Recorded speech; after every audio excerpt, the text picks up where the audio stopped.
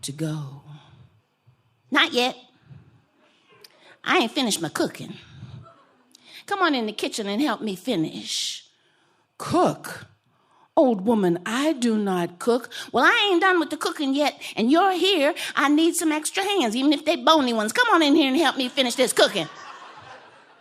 So Death walked into the kitchen with the old woman, and she gave him a spoon, and he began to stir something that smelled delicious in a big pot.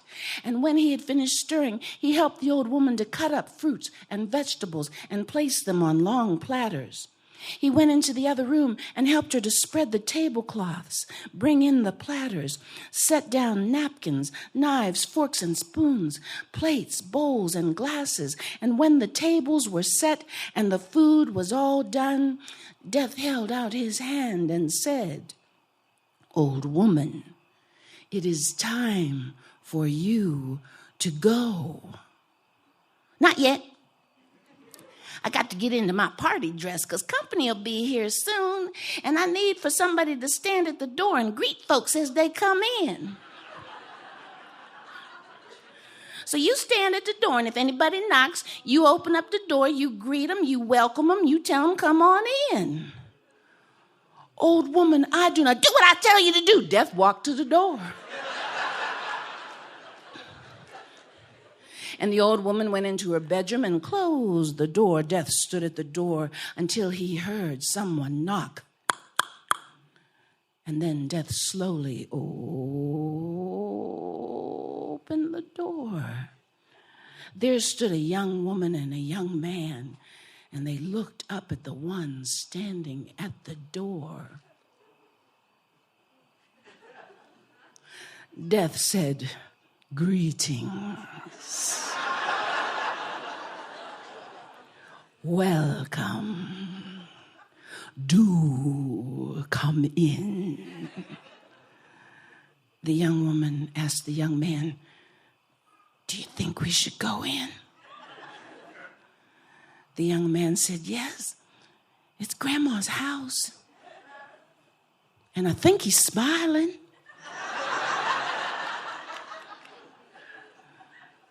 Smiling? How can you tell? But Death stood aside and welcomed them in, and they both walked into the house. Then Death closed the door, and each time there was a at the door, Death opened the door and greeted others, welcomed them, told them to come in. And soon the house was filled with people, and a band had set up in one corner of that big room, and the music had begun to play. People were carrying on conversations, laughing, talking. Some of them were singing to the sounds of the band. A few of them were already eating when Grandmother opened up her bedroom door. There she stood in her party dress and her dancing shoes, polished and shiny. And as she walked in and talked with others and laughed and ate and danced, Death stood in one corner because he didn't know what else to do. And while he stood there, a little boy walked over to him with a plate of food. And the little boy looked at him and said, "Mr. Boney Man, you too skinny. Here, eat this." Death said, "Child, go away. I have no need for food. Eat this." "Go away, child. I don't need food. Eat this. Eat it. Eat it. Eat it. Eat it." Well, Grandmother walked over to Death and said, "Look what you just did. You made one of my great-grandbabies cry. Shame on you. If this boy wants you to eat something, you better open your mouth and eat it." So Death opened his bony jaw, and the little boy stood on tippy toes and shoved the food into Death's mouth. It bounced down his neck bones, through his rib cage, dropped through his pelvic bones, bounced off his knees, and fell to the floor. And the little boy looked at the food on the floor.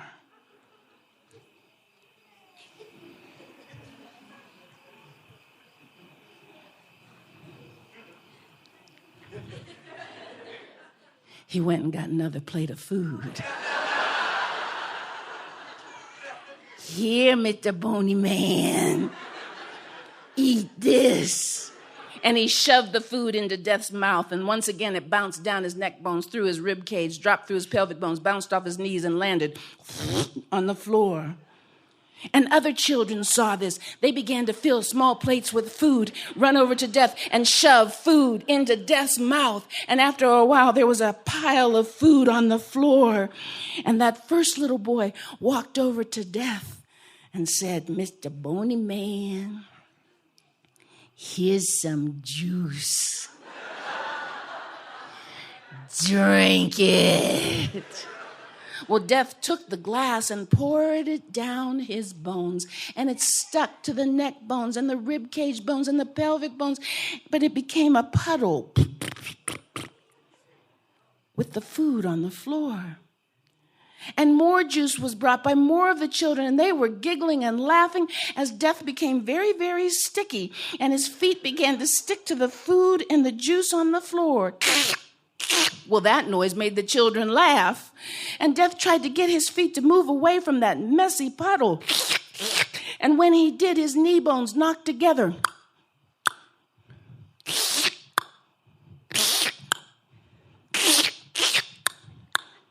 Well, this began to make a rhythm, and the children started to dance.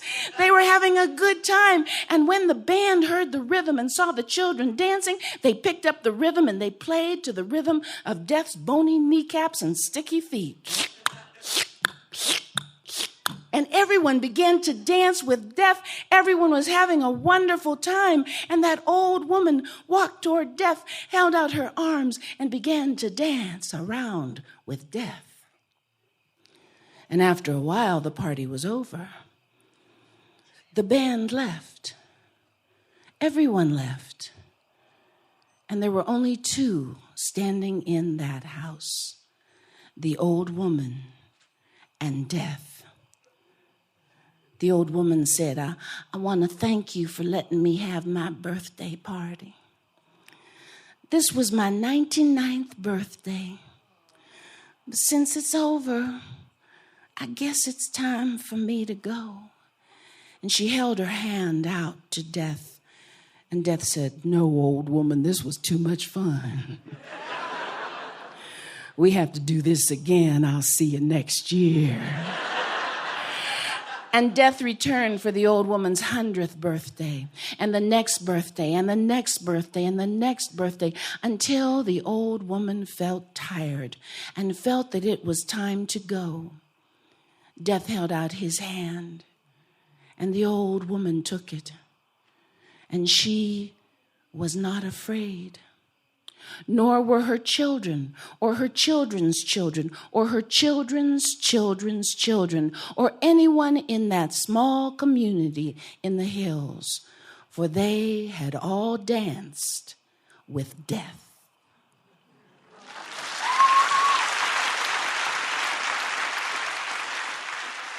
That's Lynn Ford telling her story, The Old Woman and Death, in front of a live audience at Utah's Timpanogos Storytelling Institute back in 2016. She currently lives in Columbus, Ohio.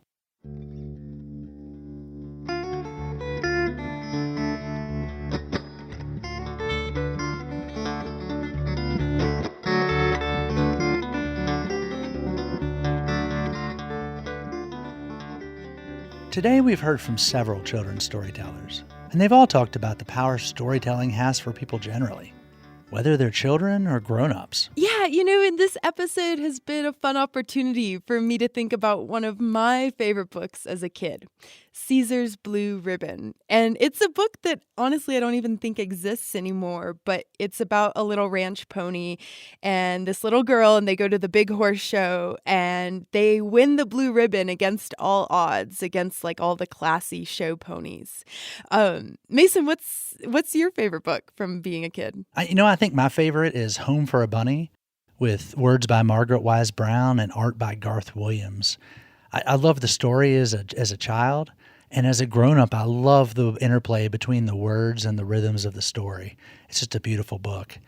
So we're curious, what were your favorite stories growing up? Write to us, inside Appalachia at wvpublic.org. Our Twitter is @InAppalachia. I'm Mason Adams. And I'm Caitlin Tan. We'll both be back again in next week's episode, and we'll hear from several of you talking about how your lives have changed in the past year. Till next time, thank you for joining us as we journey throughout Appalachia. Our theme music is by Matt Jackford. Other music this week was provided by Dinosaur Burps, Nathan L., and Marisa Anderson. Roxy Todd is our producer, and our associate producer is Jade Arthur Holtz. Our executive producer is Andrea Billups, and Kelly Libby is our editor. Our audio mixers Patrick Stevens and Xander Alloway also helped produce this episode. Look for the Inside Appalachia podcast wherever you get your podcasts. Inside Appalachia is a production of West Virginia Public Broadcasting. Support for Inside Appalachia is provided by Concord University in Athens, West Virginia. With career-focused liberal arts education in more than 80 degrees and programs to pursue various career options, not just a single job. More at concord.edu.